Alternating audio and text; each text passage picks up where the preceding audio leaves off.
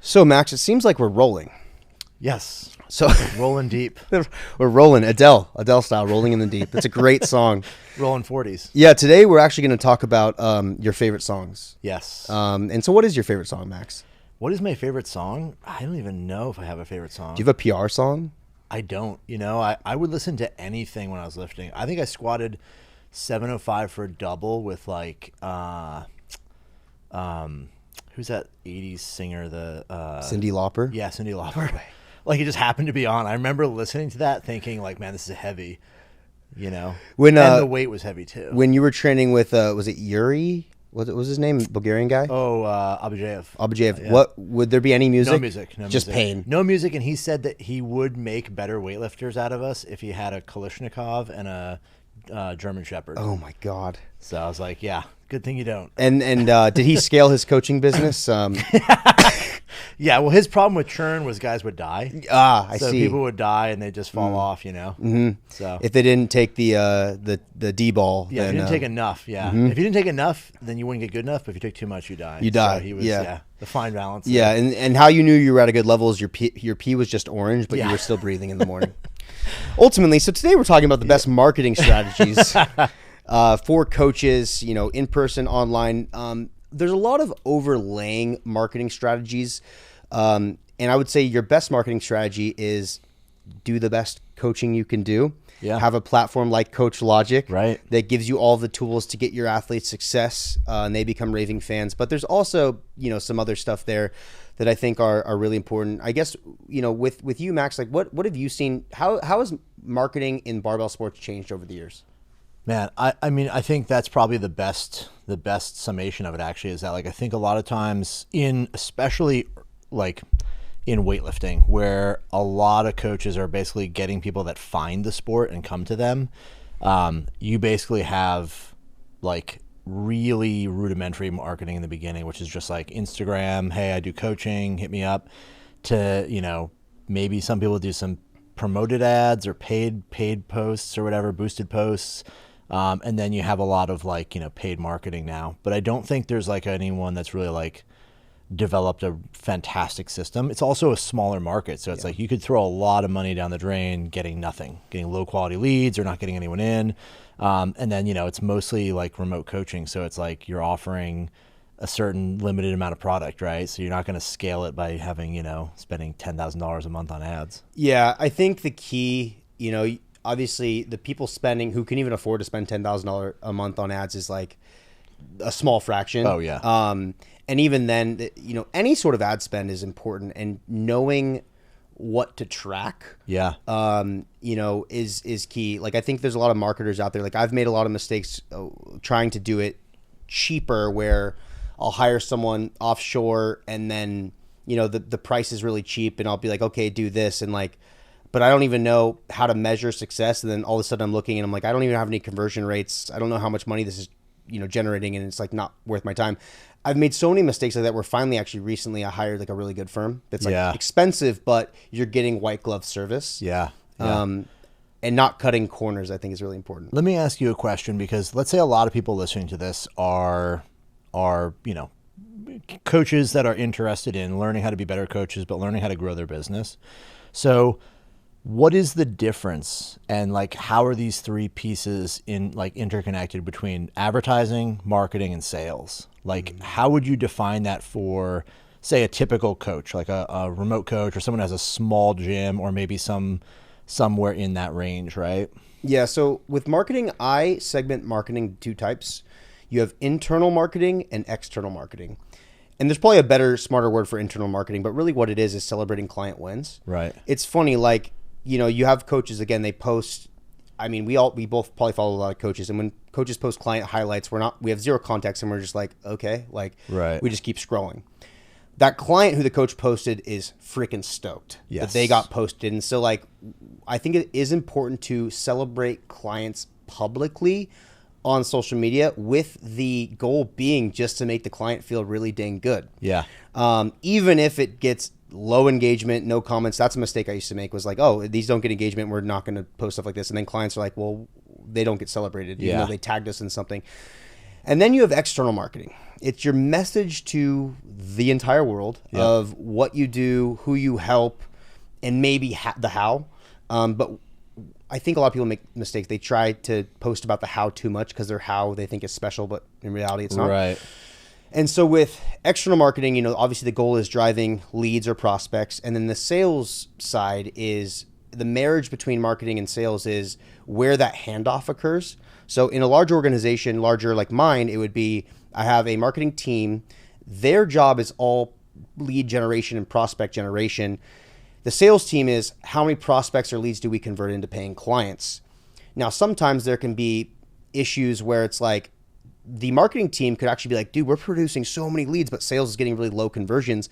But after, let's say I review the sales call, transcripts and stuff and review the segments of the sales funnel, it's really that the quality of the leads is bad because you can just jack up volume, but your quality goes to shit. So there's no point. So it all does work together. It's easier if you do all the things yourself. So if you're a coach, it's coaching like, let's just say you're a solo coach and you're online, let's say, and which I'd say most people listening to this are that, and you don't have any other coaches, for you, the key is going to be tracking with lead count, that's going to be how many people fill out your intake form online. Hopefully you have one. Right. And then of those people, obviously, how many book those calls and how many do you close? Right. Those are the main components in that system. And so marketing is essentially letting the world know about you. Yeah. Basically saying like, either it's external saying, hey, this is information that tells you who I am, my story. Maybe it's a story about you as like how I got into coaching or whatever. And then your internal version of that is sort of like, maybe it's a little bit like kind of saying that same thing, but back into your current client base, which is to say like, hey, we're good and we appreciate you. Walking the walk, let's say. Right. Yeah. And then having like, so with this actually applies to social media, with email marketing, all the different marketing, vehicles. To keep people engaged, you need to be providing value to them. Right. And so someone who's just following you, or even more intimately, would be subscribed to your email. If you're constantly sending ads, unsubscribe. Yeah. With social media, if you're constantly posting ads, you probably hang on to them as a follower a little bit longer until they mute you or they'll block you or whatever it is, or unfollow you. So the key is, Gary V talks about, I read his book in 2016. It was like jab, jab, right hook. Yeah. It's value, call to action, value, call to action. So I like to have this 1, 2, third punch of let's do some stuff where it's educational, where people who are watching maybe walk away with some nugget of information. Let's maybe do another one where you're talking about, maybe another facet of training or more education, or even funny, like skit-based content. And then let's do some sort of client story, testimonial, focusing on the client journey, not like your bells and whistles and how cool you are, with some sort of call to action and an offer. And then with that too, I think it's really important to curate so when it comes to social media, like I said, you have skits and you have educational. So there's viral content, like virality, and then there's just educational pieces. The viral content, if you do like a really good skit, or you find like an audio that's trending and you're trying to hop on a trend, that might get you more likes and follows. And then the goal is the educational builds trust with the new followers, right. And then the call to action speaks to the followers. So it's like this, circle of how it all works. A little flywheel. So basically with marketing for like a solo coach, marketing is essentially your way to reach out to the world and inform them of who you are, right? And then advertisement, paid ads or advertisement of any sense is essentially, as I understand, tell me if I'm wrong, would be like basically just like sort of showcasing the deal you have, like sort of like letting people know that you have something for sale, where marketing might have nothing to do with a call to action. Yeah. Advertisements are purely call to action. Yeah. It's and a sale or whatever. I don't think any solo coach should ever have to run paid ads. Okay. If you have to run paid ads to fill out your own coaching roster, there's something else wrong. Right. Now, if you're an organization like mine where I have, hundreds of clients and lots of coaches, I have rosters to fill and resources to deploy. I've maybe squeezed all the other juice out of the low-hanging fruit, right? And then get into the paid stuff. But if you're a solo coach, I don't think you should have to do any paid advertising. You should be able to grow organically to fill out your roster. Right. So then the next piece of this would be marketing is essentially your outreach to the world. Some of it, in your opinion, should be inward as well. Then you have paid ads or advertising, we're not doing a lot of that, maybe none at all for a solo coach. And then you have sales, which is the other side, whereas marketing is what informs people of who you are and educates the world, provides some value and brings people in. You're going to get emails or some kind of lead generation tool, right? So you're collecting some way of contacting these people. They're showing interest. Then you take that and you run it through sales. And what is sales as far as you would define it? Yeah, I mean, sales is ultimately the touch point of when someone enters, when they've taken it upon themselves to put in their information into your form, whatever you have, it's a form or it's a quiz. I like quizzes because it entices them to see what the results are. Yeah. So once that lead comes in, that's sales. And so, ultimately, if you're getting a lot of solo coaches have low volume of leads because, again, we're not running paid. We're not doing a ton of volume. So ultimately, let's say you're getting 8 or 10 leads a month.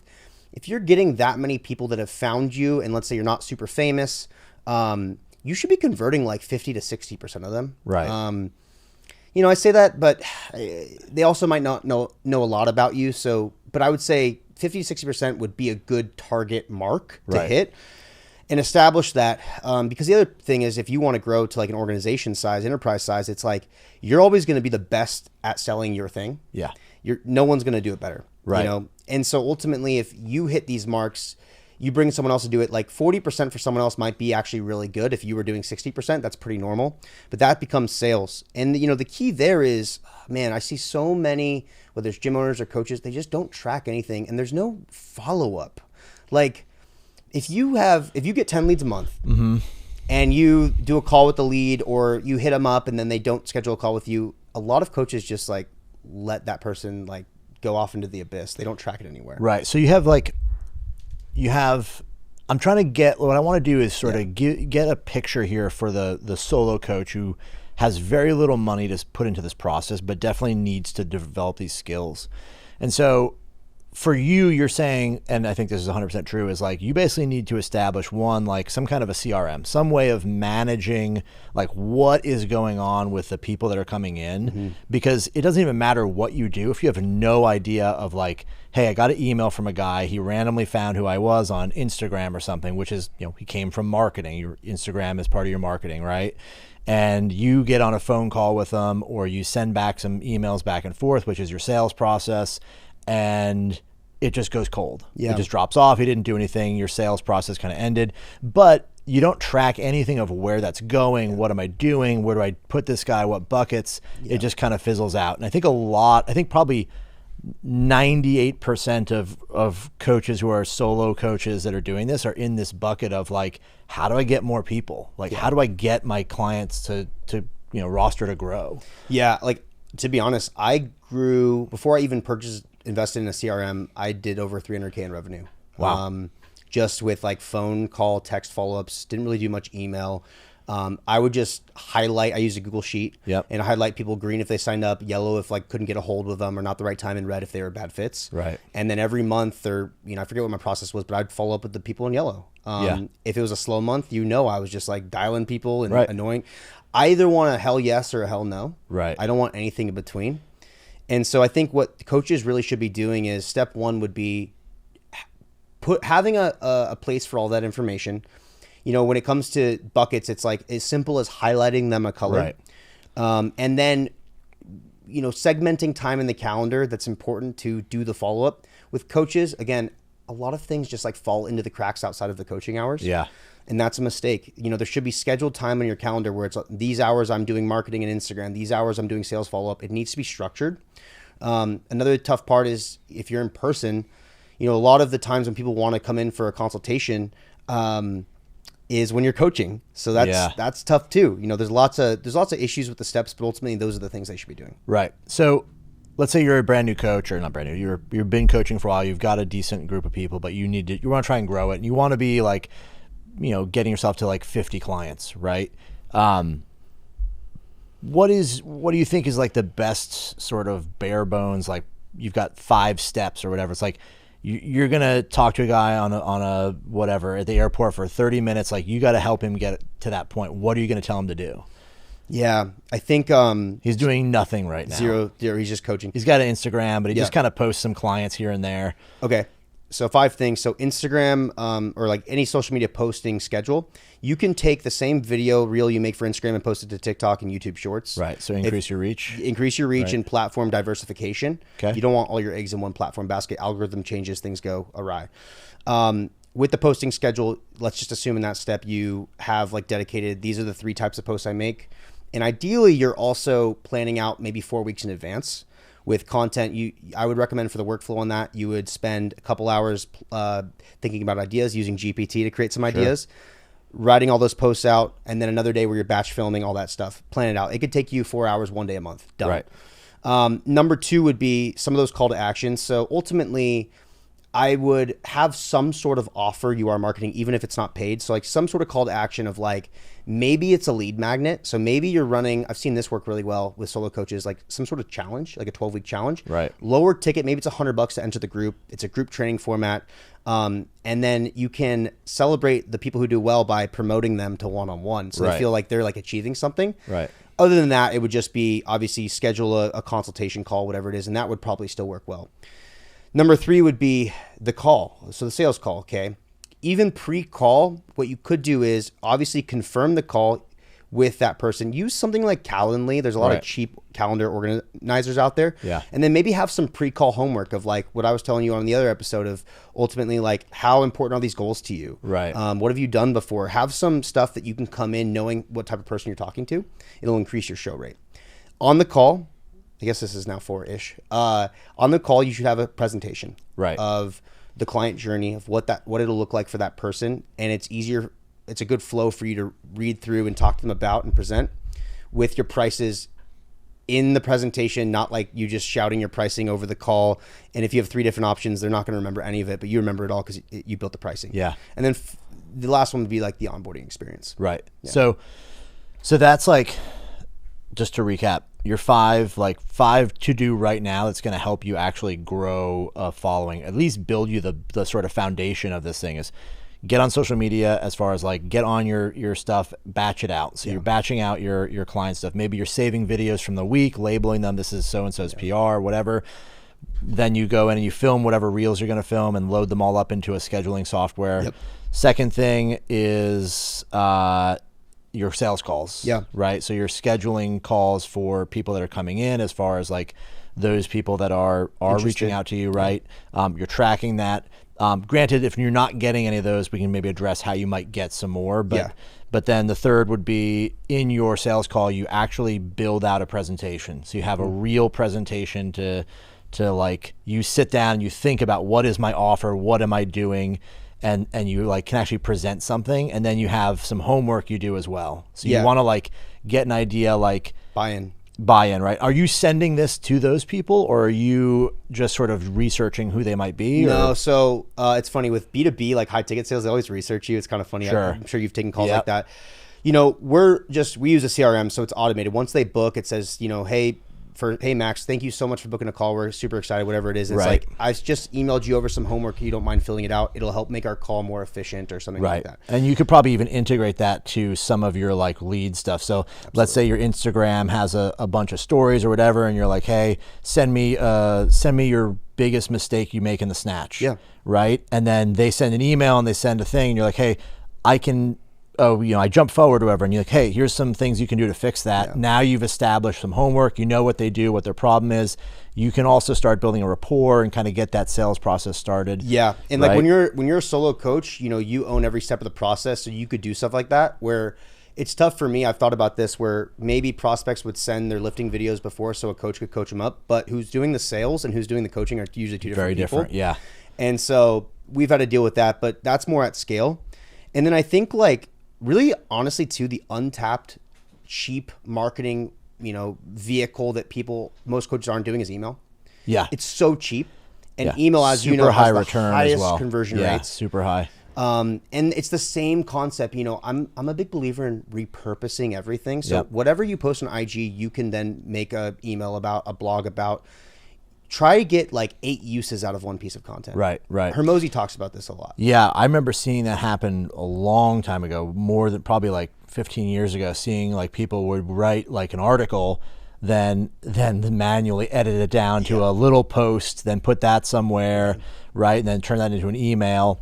But I like this sort of like bare bones, like if you're doing nothing, here's the basic, like this is step one for you're doing nothing, right? You got to start finding a way to get your next client. Yeah, and I think someone could grow to a full roster with just that. Yeah, I mean, there's no reason why it wouldn't work all the way up. So my thought then would be like, okay, you've kind of got your solo entrepreneur person, like they're coaching 20 people, they want to get to 50, right? Or 40, right? So they want to double their roster in a period of time.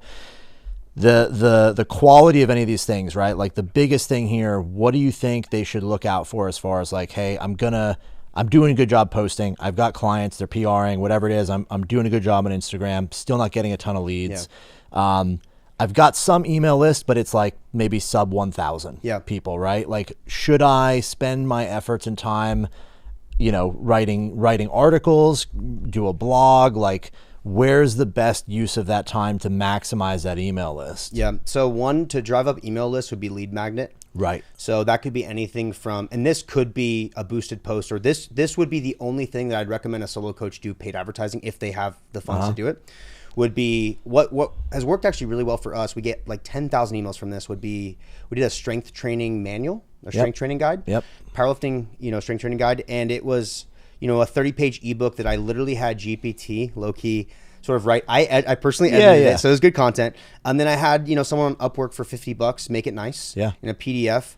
And we got thousands of people that downloaded it all over the nation. And then those people we targeted with online coaching, and we saw really good conversion rates. Yeah.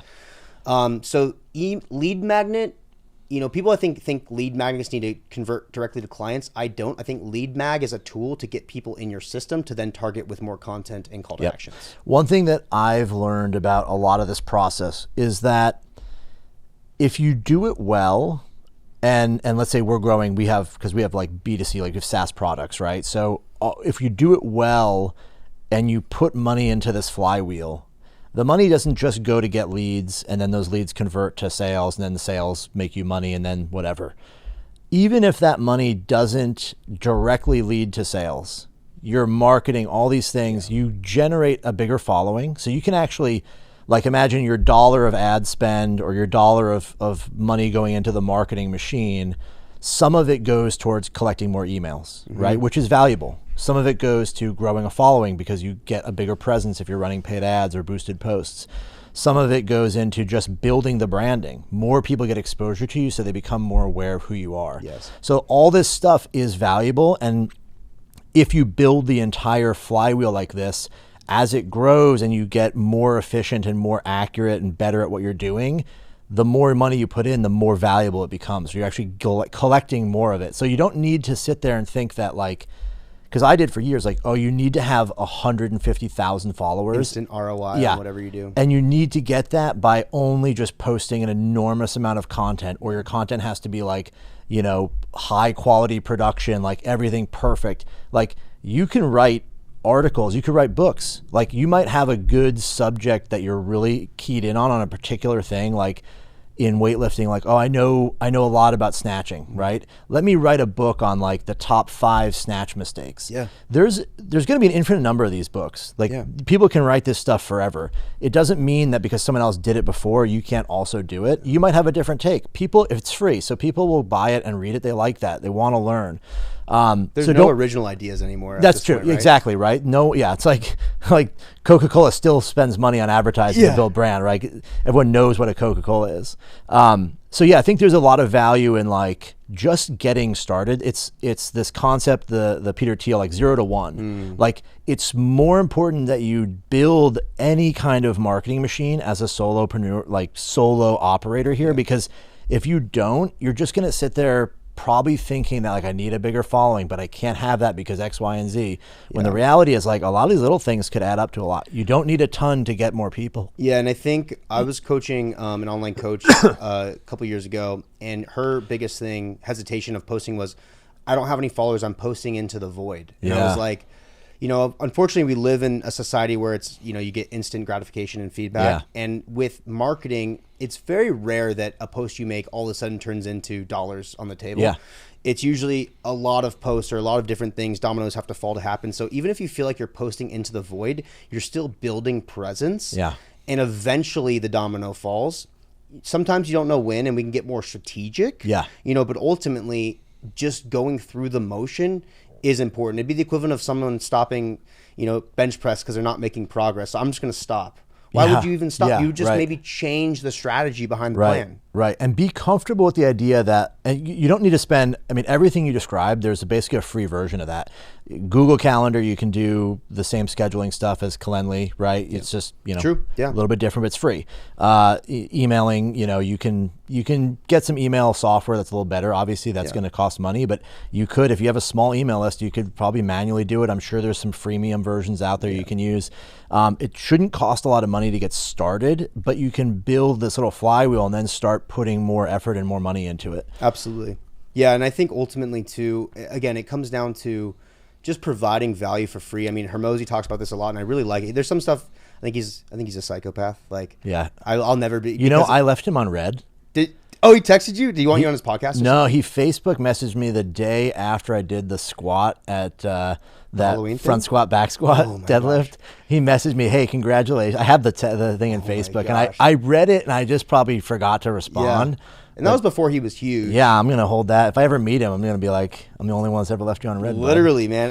And he's a good story of someone who did all of the things. Okay, I think a lot of people, they'll start, someone becomes a coach and they're like, then they go and try and be an expert on social media. Yeah. And again, we're talking about there's validity in you just got to go post your shit. Yeah. Even if you're not an expert, just, almost like pretend like you are, and it'll probably work to an extent. I know 5 years later, you'll probably think you're silly. I know that's what I felt. I look back Yeah, at it can my be videos. cringy for sure. But ultimately, he just built the unstackable, proof. Yeah. And then did the thing, and then had all the money to then hire the production team to do it all right.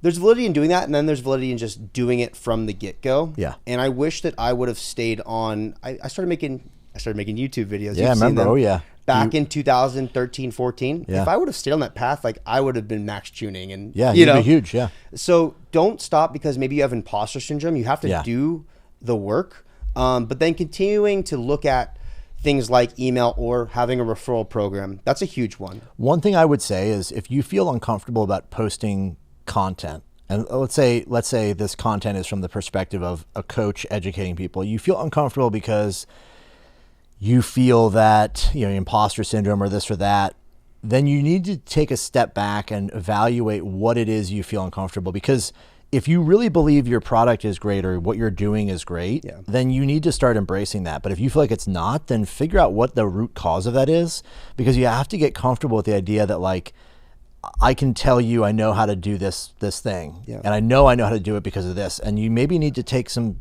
time to think internally and get your stuff right inside, because that's going to make a big difference. I know for years I had imposters. I didn't film my lifts when I was a lifter because I thought no one cares about these numbers because they're just not good. Yeah. But that's because I had this insane expectation, right? Like if I don't, who cares about a 300 kilo squat? It's nothing. And you realize as time goes on, that's actually pretty good, The other thing too, and I pointed this out to the same gal that I was talking about earlier, is, I told her, you follow a lot of fitness people, so you think that all this content is out there and, whatever. Your followers are like your friends of friends, and your family. They don't follow fitness people. Yeah. So just because it's crossing your, dashboard and your, when you're scrolling, doesn't mean that that's the content your target clients are actually seeing. Yeah.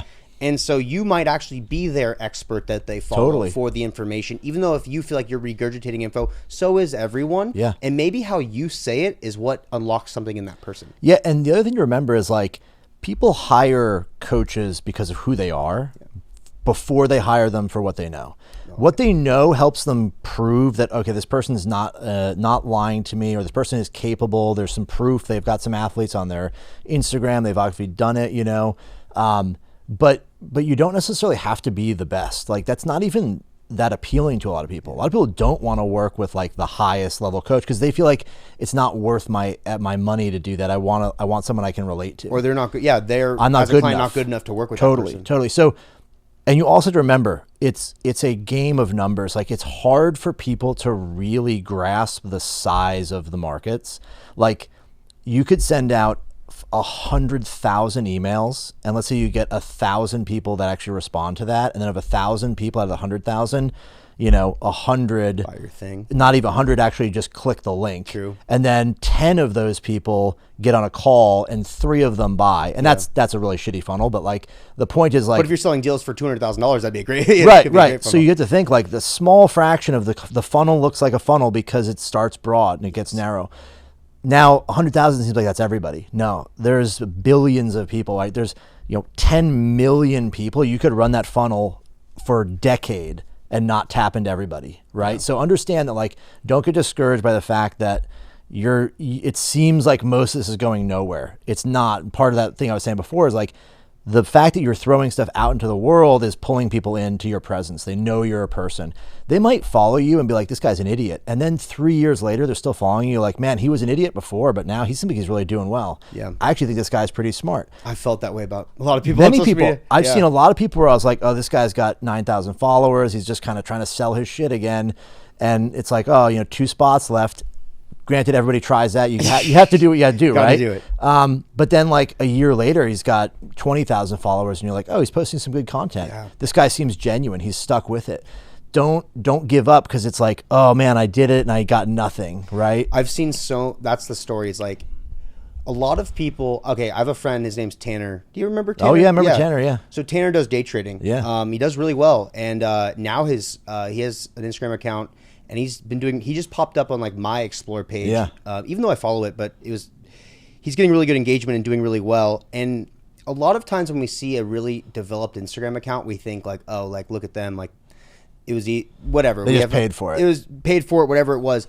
But like, I've seen this dude post from like 10 followers on that account he's building to now he's got tens of thousands and he's getting great engagement. And I saw it from 0 to hero. And it just reminded me that, like, anyone can do it. You don't have to be just a hot chick on Instagram to build a following. You just have to provide value. To be fair, too, that scenario is a bad scenario. If you're the hot chick, if you post content that is designed to gain followers, it's a different kind of content than educational content designed to build an audience. Yes. Followers will follow and watch because they only want the thing you're showing. Yes. The audience is somebody who wants to listen to what you're saying or get involved in your ecosystem. Absolutely. So it's easy to grow a following if you just post, TNA stuff. Like, there's all kinds of faceless YouTube and Instagram accounts that are just designed to grow followings, right? Yeah. Like even AI. Yeah. I mean, you could generate this stuff. I mean, like that stuff exists, but the number on the followers is not as important as the engagement. Yeah. The engagement, the depth of the people that are following. If you have 5,000 people that are following you, and you're posting lots of really high quality information, they probably are there for that. Exactly. Yeah. So I think ultimately the keys here are just do the damn thing. Yeah. Do the damn thing, create a system that's sustainable and like actually follow through, like put it on your calendar and follow through and treat it with the same respect that you would treat a client call or coaching a client. And then, probably I would say the next one would be diving into email marketing. Even if you shoot them from your inbox and you manage things in sheets and track your freaking sales system. There's so much that can be done. And again, I'm putting my stamp on this. I really believe someone could build a 50 to 60 person coaching roster and do very well coaching without any paid advertising. Yeah, for sure. The one thing I would say about like email stuff too is like, and like a lead magnet is, don't be afraid to like write an ebook about something. Like, tell your story, then tell what you know about the thing you're selling, your coaching, your powerlifting, whatever. You write a book about your story of like, I got into lifting because of XYZ reason. It means this to me, blah, blah, blah. And, here's what I think about squat mechanics. Yeah. And it's a 10, 20 page, 50 page ebook, whatever.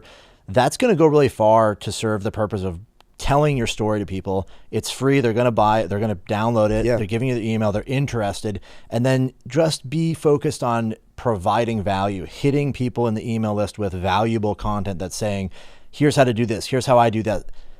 The way to do this stuff too, without feeling like an imposter is to say, here's how I do it. Yeah, This true. is what I think, because you're sharing experience. You're not saying, I know X, Y, and Z. Yeah. Instead of saying the research shows or this or that or knowing all of it, you don't have to be a know-it-all. You can just be like, hey, my experience with squatting is X, is this thing. Yeah. My experience with bench press is this. This is what I think works. Tell me what you think. You right? Absolutely. Well, hopefully you guys got some good tidbits on marketing Yeah. and blow it up.